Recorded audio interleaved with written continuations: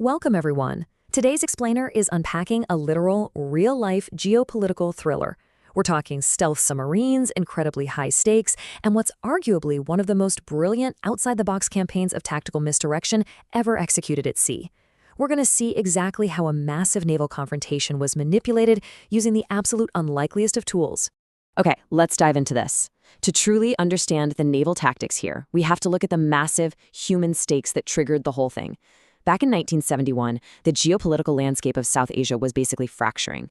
Following a brutal military crackdown in East Pakistan, a staggering 9 million, or 90 lakh refugees crossed the border into India in a very short period of time. This wasn't just some political crisis, right? It was an unprecedented demographic shift happening at absolute breakneck speed. And with that massive human crisis came a very loud ticking clock. The economic burden on the Indian government was mounting incredibly fast, hitting a staggering $700 million. To put that crazy number into perspective for you, this was eating up 4% of the entire central government budget just to manage the refugee camps. The sheer urgency of this meant India had to act to stop the crisis at its source. But an immediate open war just wasn't an option. The military desperately needed time to prepare for a guaranteed victory. Section 1. Covert Tactics. Operation X. So, to cripple the military infrastructure without declaring open war, the objective was actually pretty simple. Sever the sea routes the Pakistani military was using to supply its forces.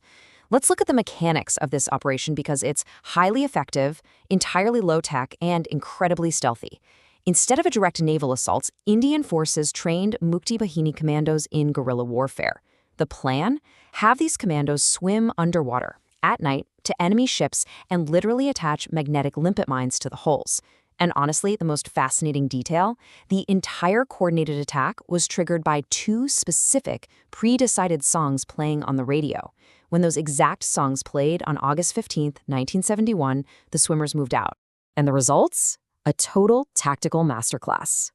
By systematically targeting the supply chain, this covert op impacted over 100 vessels and destroyed an estimated 19,000 tons of arms and ammunition. This effectively blocked the vital sea supply route, leaving the opponent confused, isolated, and pretty desperate. It was a maneuver that forced a massive countermove, setting the stage for a truly legendary naval showdown. Section 2. The Cat and Mouse. INS Vikrant versus PNS Ghazi. Let's see how this builds. With their supply lines in absolute ruins, the opposing forces knew they had to eliminate India's biggest naval asset to regain any sort of control. So, on one side, we've got the INS Vikrant. This is a massive aircraft carrier, basically a floating city capable of launching over 20 fighter jets. On the other side, the PNS Ghazi, a deadly, long-range stealth submarine originally leased from the US. But here's the profoundly ironic part. Both of these incredibly powerful vessels were struggling with severe mechanical issues. The Vikrant had damaged water drums in its boilers and a faulty aircraft catapult. Meanwhile, the Ghazi, which was kind of an aging sub, was dealing with technical issues in its Mark 14 torpedoes, and it actually just aborted a previous mission due to mechanical faults. Now, the Indian Navy knew the Ghazi was coming to sink their prized aircraft carrier. So what's the crucial first step? Secretly move in the INS Vikrant to ensure its survival. They essentially packed it up and relocated it away from the mainland to a highly classified, uninhabited, safe location in the Andaman and Nicobar Islands. They gave it the code name Port X-Ray. The clear waters out there meant any approaching submarine would be spotted in an instant. Section 3. The Great Naval Deception. But, simply hiding the carrier wasn't quite enough to eliminate the threat of a stealth submarine. This is where Vice Admiral N. Krishnan orchestrated an almost absurdly simple psychological trap. And this brilliantly illustrates the sheer genius of unconventional warfare. To make the opposing intelligence believe the giant aircraft carrier was docked at the Visakhapatnam port, they didn't use high-tech holograms or anything. Nope.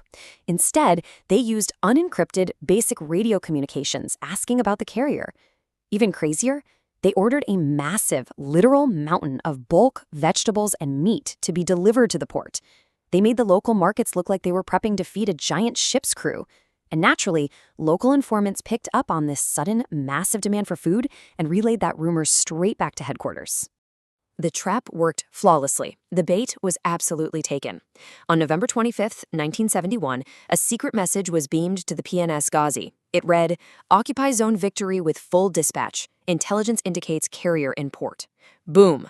The deadly submarine immediately went into complete radio silence and started speeding directly toward the heavily fortified Visakhapatnam port, completely unaware it was heading straight into a meticulously crafted trap. Section 4. The INS Rajput Decoy. Here's the catch, though. If the submarine arrived to a totally empty port, it might just slip away. They needed a physical target to keep the sub engaged. So, the aging, soon-to-be decommissioned INS Rajput was sent out with a truly terrifying objective: act as the ultimate bait-and-switch decoy. The ship began emitting heavy radio signals, deliberately mimicking the massive electronic footprint of the INS Vikrant. They were purposefully trying to attract an invisible, stealthy hunter deep beneath the waves. The crew knew full well they were essentially painting a giant bullseye on their own backs. The extreme life-or-death stakes for this decoy crew really cannot be overstated. When briefed on this practically suicidal mission, Captain Indra Singh of the INS Rajput delivered this truly poignant response. He said, "Whether I come back or not, INS Rajput will definitely return." With that, they sailed out into the open waters, loudly broadcasting their location, just waiting for a torpedo that could strike at literally any moment. Let's look at how fast this was all moving, because the tension here is incredibly high. On November 25th, the Ghazi heads to the trap under radio silence. By November 28th, it's right outside the harbor, secretly laying explosive mines. On December 2nd, the INS Rajput sails out as the decoy. And by December 3rd, the wider war officially begins. The days are counting down, the trap is set, and this collision course is absolutely inevitable. But sometimes, the fog of war intervenes before the battle even starts. While secretly laying those mines outside the harbor, the Ghazi's crew spotted a ship through their periscope. Thinking it was their target, they prepared to strike. But realizing at the last second they had miscalculated the distance to what was actually just a passing repair ship, the massive submarine was forced to execute a sudden emergency dive. It slammed violently into the sea floor. This catastrophic internal damage actually dislodged the submarine's already faulty torpedo tubes, effectively trapping it right there in the mud. Section 5. The Final Showdown. All right, we've reached the climax of our explainer. The stealth hunter is trapped in the mud, completely silent, while the decoy ship is actively hunting the waters above. It's 11:40 p.m., the dead of night. The INS Rajput is returning toward the port. Suddenly, the sonar room detects right-side vibrations, sound waves, and pressure disturbances. It's the sound of the trapped submarine desperately trying to surface. Captain Indra Singh has only a split second to make a decision. Without a second of hesitation, he orders 2 heavy depth charges to be fired into the pitch-black water. The resulting explosions are so massive, they actually cause a minor earthquake in the nearby port city. But the depth charges did way more than just hit the water. The heavy underwater shockwaves triggered the Ghazi's own internally damaged and dislodged torpedoes. The submarine was destroyed in a massive, cataclysmic blast from both the outside and the inside. So the crucial point is, how could they be absolutely certain of what was actually down there? Well, when deep-sea clearance divers finally went down, the evidence they recovered was totally definitive. They found life jackets marked USS Diablo, which was the original American name of the sub. They found the ship's clock frozen at exactly 12:15. They recovered secret codebooks and a hydrographic correction book distinctly labeled PNS Ghazi. The legendary stealth submarine was officially gone. Section 6. The Aftermath. The strategic scale of this tactical victory really cannot be understated. By eliminating the only long-range submarine threat, the entire naval dynamic of the war was instantly shifted.